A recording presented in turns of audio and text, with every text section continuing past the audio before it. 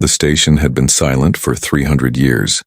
It drifted at the edge of the Veil Nebula, a forgotten relic from a war no one remembered. The galaxy had moved on. New empires rose, old ones fell, trade routes shifted, languages evolved, but here in the dark time had stopped. The ship that found it was small. A research vessel from the Kelthari Collective, crewed by scientists who mapped dead worlds and catalogued extinct species. They had seen ruins before. Dozens of them, empty cities, hollow ships, bones turned to dust, but this station was different. "Captain, you need to see this," said Kelry, the lead xenobiologist. Her silver eyes reflected the glow of her scanner as she moved through the station's inner chamber. The air was cold. The walls were cracked, but the power core still hummed faint and steady like a heartbeat refusing to die. "What am I looking at?" asked Captain Thalox, his voice crackling through her comm. "A cryo vault," Kelry whispered. "Still active." Thalox was silent for a moment. "Then active? After 3 centuries?" "Yes." Her hand trembled as she approached the vault door. The metal was scorched, scarred by weapons fire. Someone had tried to get in. Someone had failed. She pressed her scanner against the door. The reading made her breath catch. Life signs detected. Species unknown. Unknown. Thalox repeated, disbelief sharp in his tone. "Run it again." She did. The result was the same. "Open it," Thalox ordered. "Sir, we don't know what's inside." "Open it, Kelry." "That's an order." Her claws hesitated over the console. Then she entered the override code. The vault hissed. Frost poured out, clouding the air. And inside, lit by dying blue light, was a pod. Kelry stepped closer. Through the frosted glass, she saw a face, pale skin, dark hair, 2 eyes, a nose, a mouth. It looked almost familiar. Almost like the species in the ancient records. "The ones from the old warnings, is that?" Thalox began. "I think it's human," Kelry said quietly. The word hung in the air like a curse. Humans were myths, legends told to children, the monsters who once conquered half the galaxy before vanishing without a trace. No one knew what happened to them. Some said they destroyed themselves. Others said the galaxy destroyed them. Either way, they were gone. Until now. "Bring it aboard," Thalox said. Carefully, the pod was heavy. It took 4 crew members to move it onto their ship. Kelry watched through the observation glass as they laid it in the medical bay. The frost had melted. The glass was clear now, and inside, the human's chest rose and fell. He was breathing. "How is that possible?" whispered Jex, the ship's engineer. 300 years in cryo. No maintenance. No updates. Nothing should survive that. "Humans were built different," Kelry said softly. "That's what the record said, stronger, faster, more adaptable than anyone else." "Built?" Jex scoffed. "They're organic. They bleed. They die." "Yes," Kelry said, "but not easily." She moved to the console and began running diagnostics. The pod was failing. Power reserves at 2%, life support fading. If they didn't open it soon, the human would die. "Should we wake him?" asked Jex nervously. Kelry stared at the human's face. He looked young, maybe 30 cycles in their terms. His features were sharp, strong. "A warrior's face. We don't have a choice," she said. "The pod is dying." Jex backed away. "You're insane. If he wakes, he'll die if he doesn't." Kelry entered the final command. The pod hissed. The lid released, and slowly the human's eyes opened. They were blue, bright piercing blue, and they locked onto Kelry immediately. For a moment, no one moved. No one breathed. Then the human sat up. He was fast. Too fast. 1 second he was lying down. The next he was on his feet, swaying, scanning the room with the focus of a predator. "Where am I?" His voice was rough, deep. It rattled through the room like thunder. Kelry raised her hands slowly. "You're safe. You're on a research ship. We found you. Who are you?" The human's eyes narrowed. His muscles tensed. He looked ready to fight. "My name is Kelry. I'm a scientist. You were in cryostasis. We revived you," the human blinked. His gaze swept the room again, taking in the alien technology, the strange faces, the unfamiliar walls. Then his expression shifted, not fear, not confusion, recognition. "How long?" he asked. Kelry hesitated. "How long what?" "How long was I out?" 300 years. The human's jaw tightened. He closed his eyes. His fists clenched, and for a moment Kelry thought he might scream. But he didn't. He just stood there, breathing, processing. Then he opened his eyes again. "What happened to Earth?" Kellery's heart sank. She didn't know how to answer. The truth would break him. But lying felt worse. "We don't know," she said quietly. "There are no records of Earth, no signals. No ships, humanity. You're the first we've ever seen." The human stared at her, and in his eyes, Kellery saw something that terrified her. Not grief, not despair. Rage. "Then I'm going to find out," he said. And the galaxy, which had forgotten humanity, was about to remember. The human's name was Jay Warden, he told them that much. Nothing more. Kellery watched him from across the medical bay as he dressed in salvaged uniform pieces from the station. His movements were controlled, efficient like a machine calibrated for war. Every gesture had purpose, every glance calculated threat. "He scares me," whispered Jack, standing beside her. "He should," Kellery said. "Look at him." "Really look," Jax did, and he saw what she meant. Warden wasn't just strong. He was wrong. Wrong in ways that defied biology. His muscles were too dense, his reflexes too sharp. When he'd stumbled out of the pod, disoriented and weak from centuries of sleep, he should have collapsed. Instead, within minutes, he was standing, walking, testing his strength. "How is he even alive?" Jax asked. "I don't know," Kellery admitted. "His cellular structure is aggressive. It adapts faster than anything I've seen. His immune system attacked our scanners when I tried to analyze his blood. Attacked them. Like it knew. That's not possible. I know, but it happened." Warden finished dressing and turned toward them. His blue eyes locked onto Kellery. "I need access to your archives. Historical records, star charts, everything from the last 300 years. Captain Thalok stepped into the room. "That's not happening, human." Warden's gaze shifted. "Predator evaluating prey." Why not? "Because we don't know what you are, or what you'll do with that information. I'm trying to find out what happened to my people." "Your people are extinct," Thalok said coldly. "The galaxy has moved on, and frankly most civilizations are glad humanity is gone." The room went silent. Warden took a step forward. Just one, but the movement was so fluid, so menacing that Thalok instinctively reached for his sidearm. "Don't," Kellery said sharply, stepping between them. She looked at Warden. "Please." "He doesn't mean—" "Yes, he does," Warden said. His voice was low, controlled. "You're afraid of me. All of you. I can see it. Smell it." He tilted his head. "Good, you should be." Thalok's hand tightened on his weapon.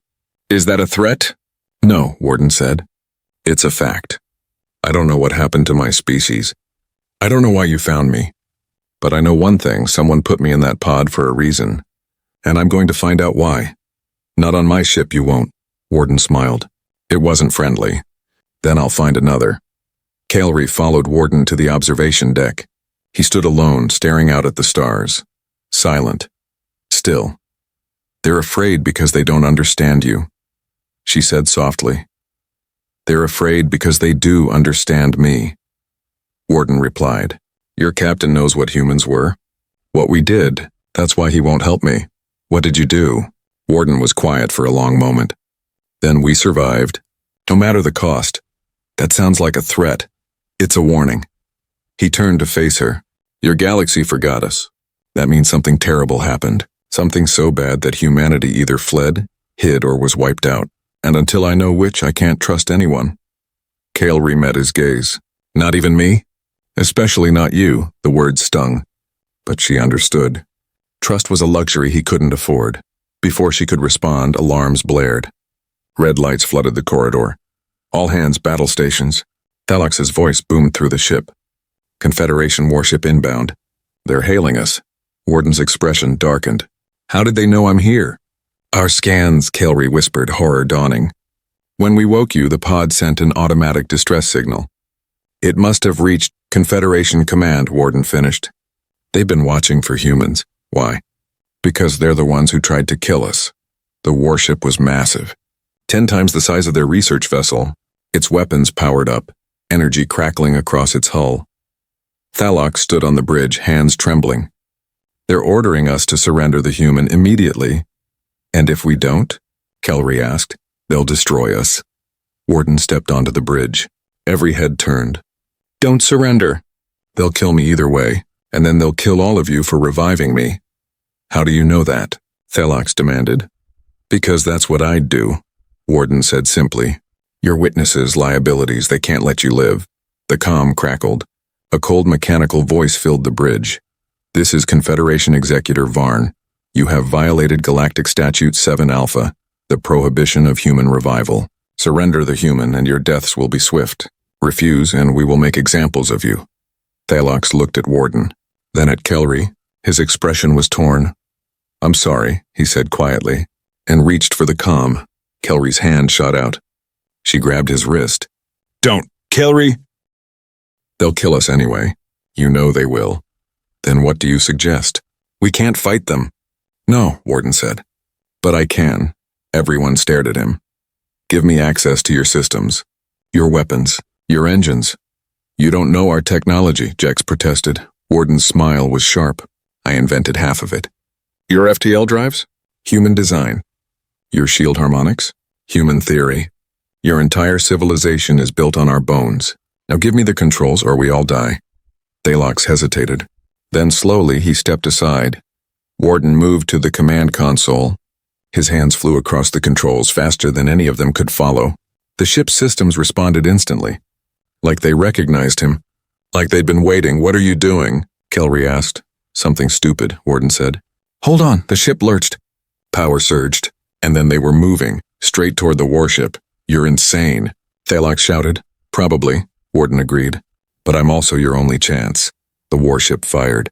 Plasma bolts screamed toward them. But Warden twisted the ship, dodging with impossible precision. The bolts passed by, missing by meters. They're charging their main cannon, Jex warned. One hit and we're done. Not if I hit them first, Warden said. He fired. A single perfectly aimed shot. It pierced the warship's shields and struck their power core. The explosion lit up the void. Debris rained past their ship as they accelerated away. Alarms still blaring, systems overheating, but they were alive. Thalox stared at Warden in disbelief. How did you? I told you, Warden said. I'm human. We don't lose. Kelry looked at him, and for the first time she understood. Humanity hadn't been forgotten. They'd been erased. And now, the galaxy was about to remember why. The ship limped through the void, engines sputtering, shields gone. Kelry worked frantically at the damage control station, rerouting power, sealing hull breaches. Around her, the crew moved in stunned silence. They had survived. Barely. But the reality of what they'd done was sinking in. They had attacked the Confederation. They were fugitives now. All of them. Where are we going? Thalox asked quietly. His voice had lost its authority. He looked older now. Broken. Warden stood at the viewport staring into the stars. Somewhere they won't follow. There is nowhere they won't follow, Thalox said. The Confederation controls 70% of known space. They have 1,000 ships. Millions of soldiers. We destroyed one warship. They'll send 10 more. Good, Warden said. Let them come. Kelry looked up sharply. You can't be serious. I am. He turned to face them. That ship didn't just happen to find us. They were waiting, watching, which means they've been monitoring for human signals for centuries. They wanted us to stay dead. Why? Jex asked. Because they're afraid of what we'd do if we came back. And what would you do? Kelry asked carefully. Warden was silent for a long moment. Then I'd ask questions, like why the Confederation is using human technology, why their ships have our engine designs, why their weapon systems match military specs I helped write 300 years ago. The crew exchanged glances. You think they stole it? Kelry asked. I think they took everything after we fell, Warden said. Our colonies, our stations, our knowledge. They built their empire on our grave. And now they'll do anything to keep that secret buried. Thalox shook his head. Even if that's true, what can we do? We're one damaged ship. You're one man. I'm not just a man, Warden said. I'm a reminder. A living piece of history they tried to erase. And if there's one thing humanity taught the galaxy, it's this: we don't stay buried. Kelry found him in the cargo bay hours later. He was examining the salvaged equipment from the station, searching through crates marked with faded human symbols. What are you looking for? She asked. Answers, he said without looking up. This station wasn't random. It was a black site. Military research. I remember fragments, experiments, enhancements. Enhancements! He finally looked at her. You've been scanning me since I woke up. You know I'm not normal. Not even for a human. Kelry hesitated, then nodded. Your cellular regeneration is extraordinary. Your bone density is 3 times what it should be. Your neural pathways are enhanced, optimized. They made us into weapons, Warden said quietly. The best soldiers humanity had. Augmented, trained, built to survive anything. We were supposed to win the war. What war? I don't know. His fists clenched. I remember fighting. I remember ships burning. I remember it screaming, and then nothing. Just cold darkness until you woke me. Kelry stepped closer. Whatever happened, it wasn't your fault. Wasn't it? He turned away. Maybe the galaxy was right to forget us. Maybe humanity deserved to fall. Don't say that. Why not? You've seen what I can do. The violence. The killing. Maybe we were the monsters they say we were. No, Kelry said firmly. Monsters don't ask questions. They don't feel guilt. They don't wonder if they're doing the right thing. You're not a monster, Jay. You're just lost. He looked at her then, really looked. And for the first time since waking, his expression softened. Why are you helping me? He asked. Because it's right, she said. Because the truth matters. And because, she paused, because I think you're the key to something bigger than all of us. Before he could respond, alarms shrieked through the ship. They found us. Jack shouted from the bridge. Multiple contacts. 5 warships. They're surrounding us. Thalok stared at the tactical display in horror. How? We disabled our transponder. Masked our signature.